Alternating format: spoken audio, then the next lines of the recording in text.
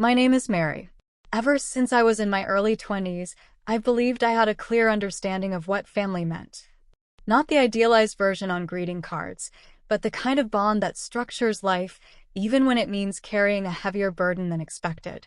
I've always been the reserved one, the responsible daughter, the one who sent flowers on birthdays and took on responsibilities when no one else seemed to notice. But I never imagined that I would be the foundation of a family that constantly made me feel disposable. This realization came gradually, almost silently, like a hidden problem under the floorboards that only reveals itself when everything else falls apart. Growing up, I was the middle child. My older brother, Noah, was the golden boy, a star athlete on the school team, charming and always surrounded by friends. My younger sister, Nina, was the princess from birth. And me? I was the one who got good grades but was told I wasn't living up to my potential. It didn't bother me much.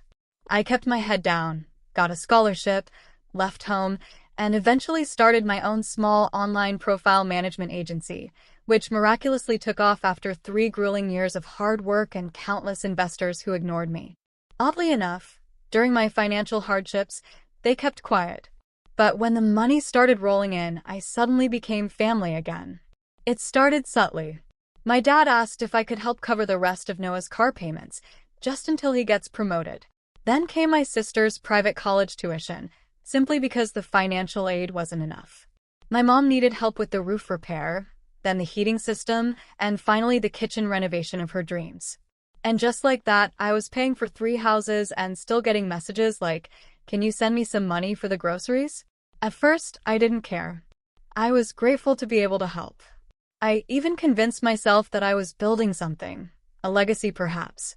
I imagined that one day I would look back and say that I had made the lives of the people I loved better. But something about the way they treated it, as if it were an obligation, as if I was doing nothing special, began to eat away at me. Last Thanksgiving was the turning point. I organized everything, not to show off, but because I finally had a house big enough to accommodate everyone. I hired a caterer, cleaned up, set up everything, and built a fire in the backyard. No one offered to help, not even with the dishes. Noah made a toast in the middle of the night, talking about how lucky we were to have each other and how the family always supported each other, without even mentioning the fact that I had paid for everything. My sister brought her new boyfriend and barely looked up from her phone. And my dad spent the entire night talking about how much harder things were back when he was young and how easy it was for kids today. I swallowed it all with a smile, but inside I was already pulling away. Then came the night that brought everything crashing down. It was a random Tuesday, maybe 2 months later. I had just gotten out of a long meeting and came home to a voicemail from my dad. His voice was clipped, tired, and rough. In that way, only dads can be. He said, "You're a taker. You've never given this family anything of note. If you had any pride, you'd stop acting like we owe you something and just leave." I was stunned for a second, thinking I'd misheard, and played the message again. "You're a taker." I didn't yell, I didn't call back, I just stared at the message for a while. Then I went to the window and looked out at the lights of the city I used to love. Something inside me gave way quietly, like an old hinge breaking. That night, I packed a bag and left. No dramatic goodbyes, no announcements. I even asked my assistant to pause all payments on the family's accounts. Just a clean, quiet break. 3 days passed, then a week. Total radio silence. No one called, no one texted. It took almost a whole month for anyone to notice. My sister was the first. She called me late on a Friday night, her voice shaking. "Mary, hey, I just signed into college and my tuition didn't get paid this month. Is there something wrong with the bill?" I could feel the panic she was trying to suppress with that faux casual tone you use when you don't want to seem desperate. I responded with just one text. I thought I never gave anything to this family. No follow-up, no explanation, just that. She didn't answer, but within an hour I had 4 missed calls from my mom, 2 from Noah, and 1 from a number I didn't recognize. My dad's voicemail was hilarious in a dark way. "Mary, we need to talk. Whatever you're joking about, it's not funny. Your sister's future is at stake." No apologies, just demands, just that same old "you owe us" tone. That weekend, I flew to Austin. I'd never been, but I needed a place far enough away to feel like I'd been blown off course. I stayed in a small Airbnb with a view of the mountains, slept better than I had in years, and for the first time in a long time, didn't check my email, didn't open any messages. I let the world go by without me. And at home, that's when everything started to fall apart. My sister's school sent out a notice of termination for non-payment. Noah's car, still unpaid, was repossessed. My parents' mortgage payments went unpaid. And just like that, the foundation they'd built on my silence cracked completely. They started contacting distant relatives, telling their version of events, how I'd cut them off out of the blue and abandoned my responsibilities. But the truth is, you can't rewrite a story when so many people already know the truth. And some of my cousins did. They'd seen the pattern for years. I got a message from one of them, Camila, my mom's niece. She said, "I've always admired your patience, but I'm glad you finally stopped being their safety net." That message hit me harder than I expected, because the truth is, I didn't want revenge. I wanted peace. But when you take away the thing they used to control you, when they realize they need you more than you ever needed them, that's when the unraveling begins. I spent a week in Austin, mostly doing nothing. I walked to a little coffee shop near my Airbnb every morning, wrote a little in my journal, and then wandered downtown, just to remind myself what uninterrupted silence felt like. No phone buzzing, no obligations, no one asking, "Can you do me just one more favor?"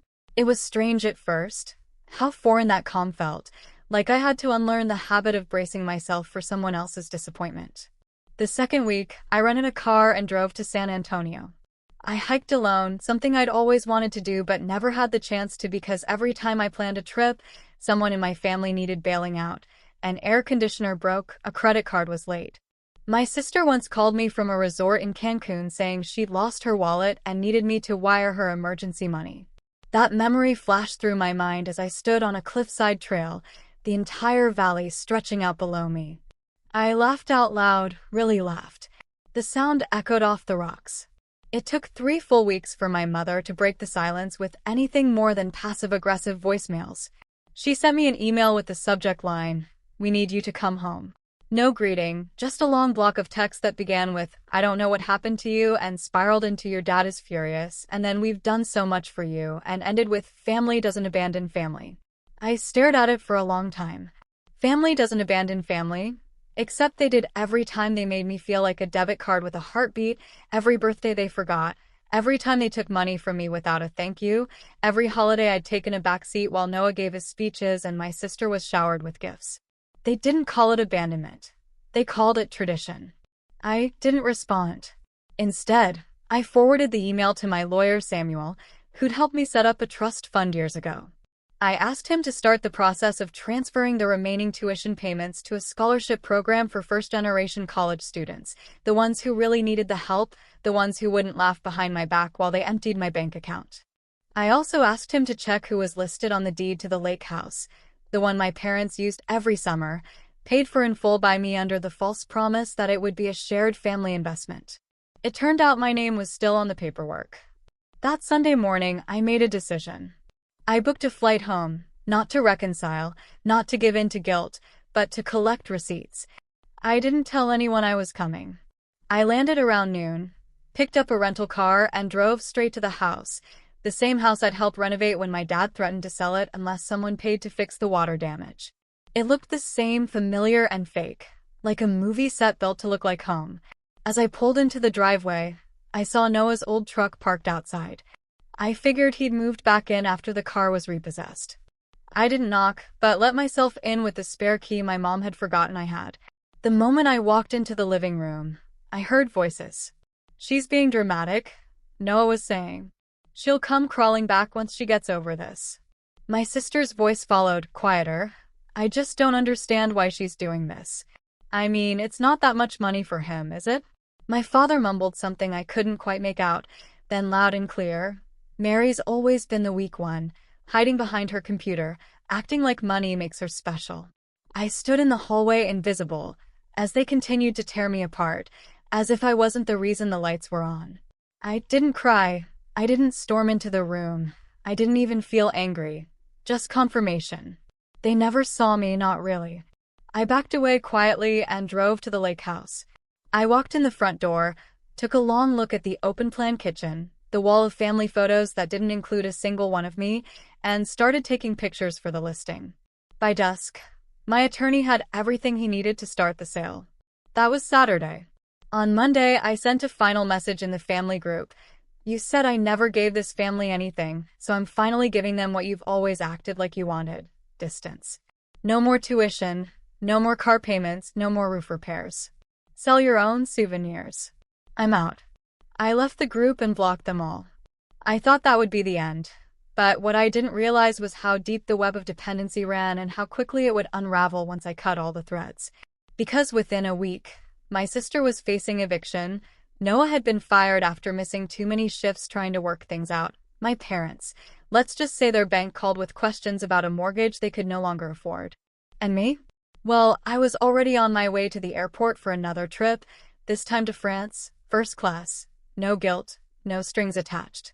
But most surprising, what happened the next time they tried to crawl back in? The plane was almost landing at the airport when my phone finally caught up with the chaos I had left behind. Dozens of missed calls, voicemails from numbers I didn't recognize, probably my sister's friends, or someone trying to reach me on my family's behalf. There were texts from my dad that seemed to start out as threats but quickly devolved into desperate, incomplete sentences like, "We didn't mean it, and you're still our daughter." That one made me laugh. I didn't listen to a single voicemail, didn't open any of the attachments. I just watched the notifications pile up like a silent slideshow of panic. It's funny how people who say you never gave anything suddenly remember exactly how much you gave when it's gone. France was everything I needed. Beautiful, bright, good food, and good places to walk and take my mind off things. I wandered through bars, museums, and let my mind breathe in a way I didn't know was possible. No guilt weighing on my shoulders. No unexpected emergencies. For the first time in my life, I was just me, not someone's backup plan, not the family's problem solver. 2 weeks into the trip, I finally unblocked only one person, Camila, my cousin. She had sent me a single message during the entire argument. No pleading, no drama, just, "Whenever you're ready to talk, I'm here." Not to convince you, just to listen. I met up with her after I got back. We sat at a coffee shop near her apartment, and she brought out her laptop. "I want to show you something," she said, sliding it across the table. It was a Reddit thread of all things. My sister had posted under a throwaway account, asking for financial help to put herself through college after an unexpected family emergency. She told a story that painted me as the unstable one, said I'd abandoned my family for no reason, claimed I was having a breakdown. People were donating money, strangers. Camila looked at me, her lips pressed together. "She's already raised almost $4,000. I thought you should know." I stared at the screen, feeling a pang in my stomach that wasn't anger, but sadness. There it was again, the same story reshaped to fit the victim role. Only this time she was doing it publicly, monetizing it, using strangers' sympathy as a weapon. And worst of all, she still didn't see what she'd done. That night, I didn't post angrily or confront her directly. I did something quieter.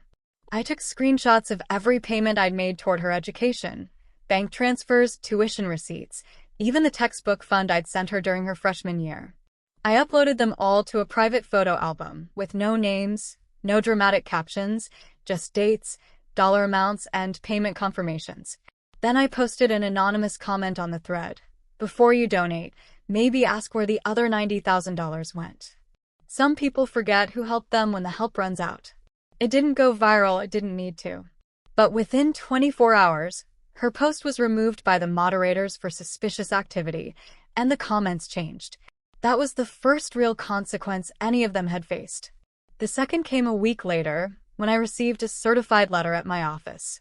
It was from my father, not handwritten, but typed like a legal notice. It began, "We are formally requesting a meeting to discuss the breakdown of our family dynamic." I nearly choked with laughter, as if they were trying to hold a board meeting to fix what they themselves had broken.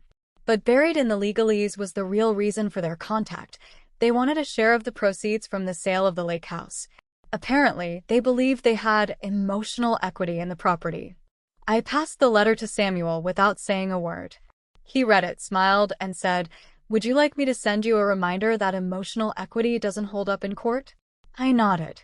And then we did something better. We sent them a copy of the original contract, the one my father had signed years ago when I first offered to pay for the lake house. It clearly stated, in his own words, "I acknowledge that this house is purchased by and remains the property of Mary. I waive all future claims." He had forgotten, or hoped I had. That letter shut them up pretty quickly.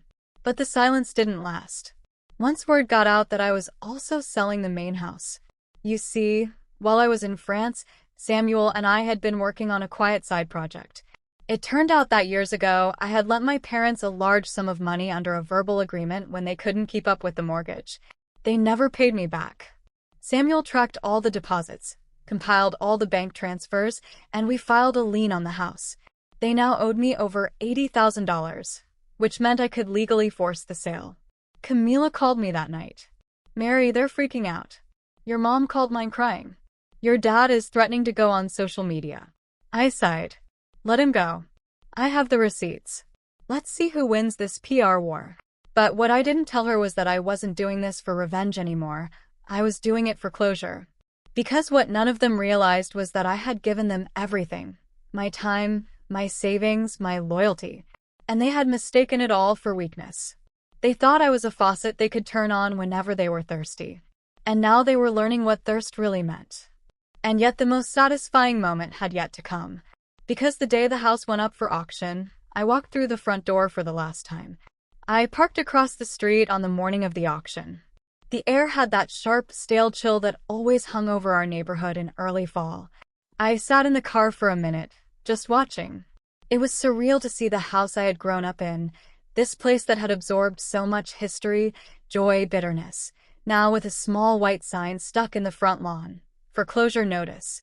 Auction today. No trespassing. I got out of the car, hands in my pockets, walking slowly toward the house. The door was already open. Samuel was inside, talking to the auctioneer, a middle-aged woman with a clipboard and a serious expression. He waved when he saw me. "You don't have to be here for this," he said gently. "I want to be." And I did.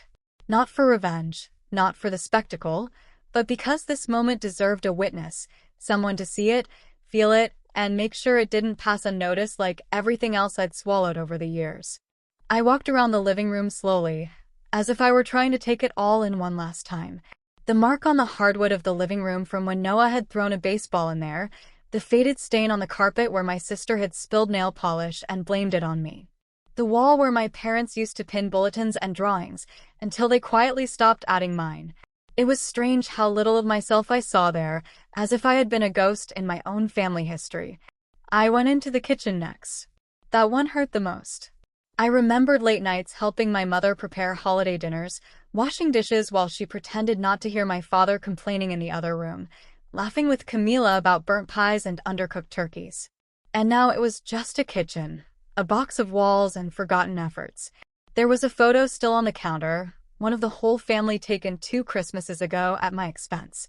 I remembered paying the photographer's deposit, the matching outfits they insisted on, and how they cropped me out when they posted it online.